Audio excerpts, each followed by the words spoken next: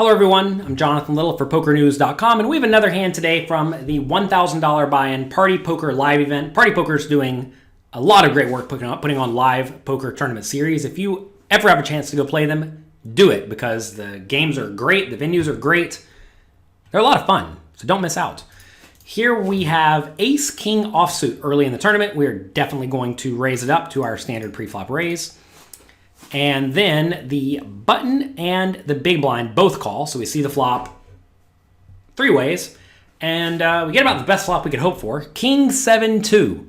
I know every once in a while someone's going to play 7-2 against you, but that's not going to happen all that often. So we are loving this flop. Big blind checks.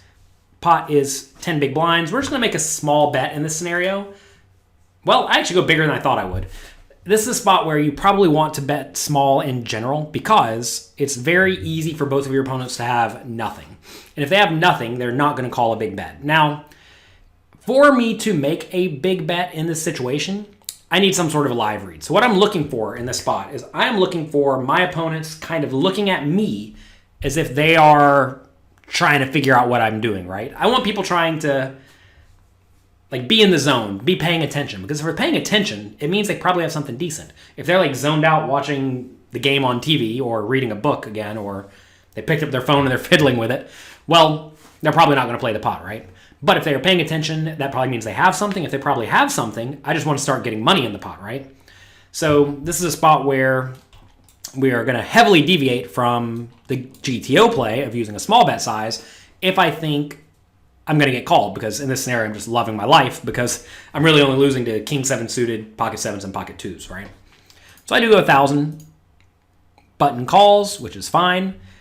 And, well, it gets even better. Turns a king. Now, if my opponent called the flop, he probably has something, right? So if he has something, that's going to be a king, a 7, or a 2. If he has a king, he's not going to fold to any bet. If he has a 7, he may not even fold to any bet. And if he has pocket 8s, he probably won't fold to any bet. So, well, what do you think the right bet size is? Think about it. Take your time in this. I actually have a training site, pokercoaching.com. For those who don't know, you can go there and get a completely free trial.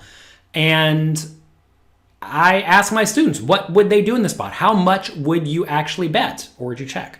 I would not check, by the way, because when you check, your opponent's going to check behind with all of his marginal stuff, and that would be terrible. When you have the nuts, or the effective nuts, you want to get your money in the pot.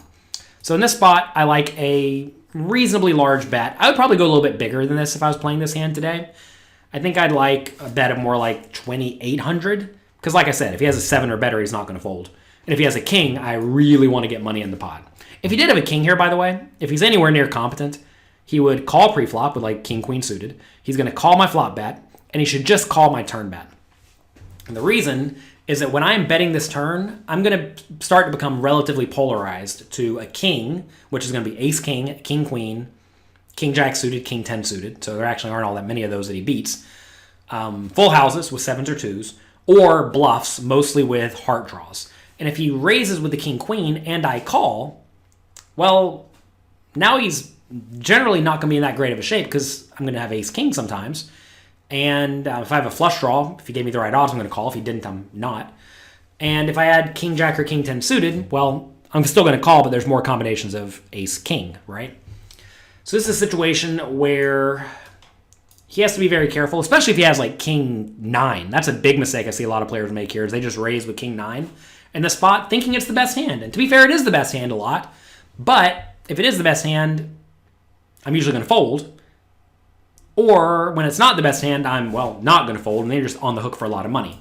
Something a lot of players mess up here is they raise with like king-9 in this scenario, king-9 suited, whatever.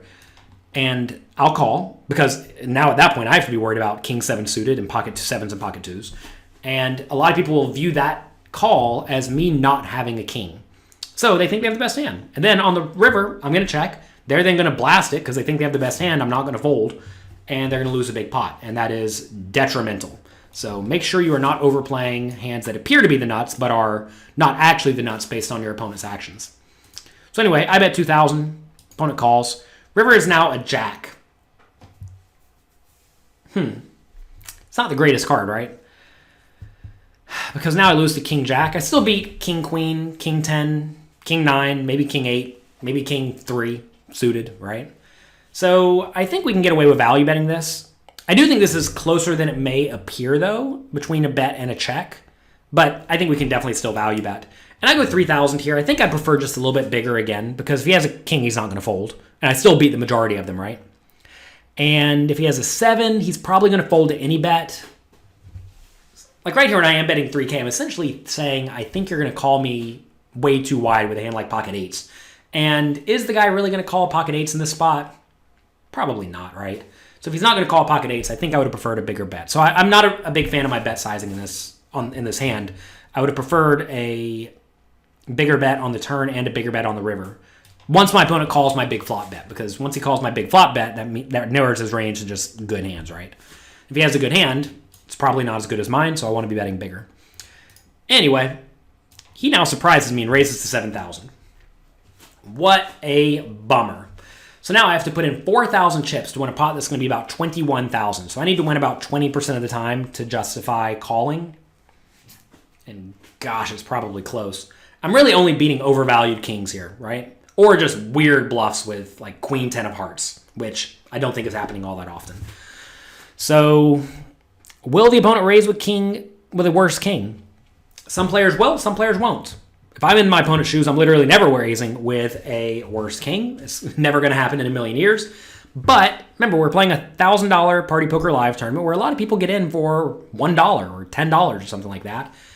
And they may not be so great at river strategy. So in situations like this, I'm going to call the majority of the time, understanding I'm going to lose a lot of the time. It's probably somewhere right around 80% of the time. It is very important early in a tournament to get information in these spots, though. Now, I'm not saying that I'm just going to like throw 4,000 chips away to try to get information.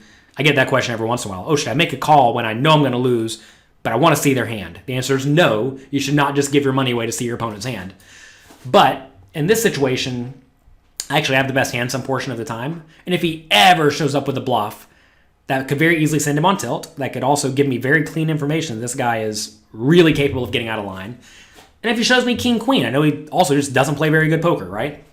So all that would be very valuable. If he shows up with king-jack, then, well, he got me. If he shows up with pocket 7s or 2s, I'm glad he didn't raise me on the flop because he could have won all my money. And, yeah, that's that. I'm sure there are some players, especially if you have good reads on them, who will literally never raise in this scenario without a better hand. So if you are playing against those players, feel free to call. But I'm sure I'm playing somewhere in Europe here, and I'm playing against a random guy I do not know. And I don't even know how much money the guy paid to get into the tournament. So I'm not folding in this spot. We do call. And he has the pocket 7. So, woo, kind of got off the hook on this one. Notice here, if he just raises me on the flop, not that he should, but if he did raise me on the flop to, let's say, 3,000, I would have called. Turn, he would have bet like 7,000, I would have called. River, he would have went all in, I would have called, and I would have got stacked. Let's say he did just call. Say he decides to raise the turn after I bet again, because when I bet again, like I already told you, I probably have a whole lot of kings in my range. If I have a whole lot of kings in my range, you should definitely raise with your 7s, because I'm not going to fold, right? So if I bet 2, say he makes it 6,500 here, I'm going to call. He's going to have 15 left, pot's going to be 18 on the river, he gets to jam the river and stack me. Instead, he messed up. He could have won 14,000 additional chips from me, and he did not. And this shows you the significant downside of slow playing. You do not want to be slow playing your best hand when it's anywhere near likely that your opponent has something good. And in this scenario, if I have a hand like pocket queens, I'm not going to call the river raise for sure, right? If I have a random ace high, I'm not going to call the river raise, right?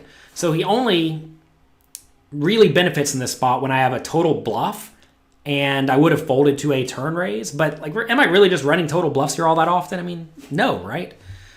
So very, very big mistake by the opponent. And I think a lot of people make this mistake. They see 7s in this spot and think, all right, I want to play it slow so I don't let him off the hook, without realizing that he could have won an additional 100 big blinds from me if he just puts in a raise on the flop or the turn. So don't make that mistake. So that's going to be it for today for PokerNews.com. Thanks to them for hosting this video. If you enjoy the content over at Poker News, let them know on Twitter at Poker News. They have lots of great news stories, strategy articles, strategy videos, etc. So check them out. If you like my content on my YouTube page, click like and click subscribe. That goes a long way to helping other people like you know that they might benefit from someone like me. And that would go a long way to helping me. So thanks again for being here. Thanks for watching. If you enjoyed this, let me know. If you didn't, well, you probably don't want to check back next time when I'm making another video for all of you. Good luck in your games.